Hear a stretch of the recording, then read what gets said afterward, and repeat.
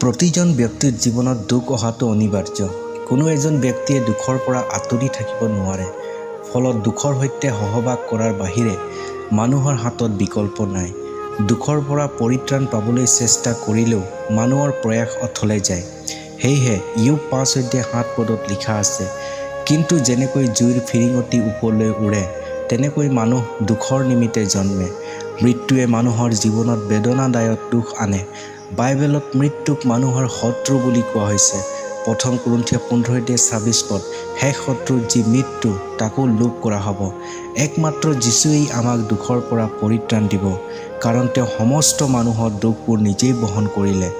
যোহন ১৬:২২ সেইদৰে তোমালোকৰো এতিয়া সুখ আছে, কিন্তু মই আকৌ তোমালোকক দেখিবলৈ পাম।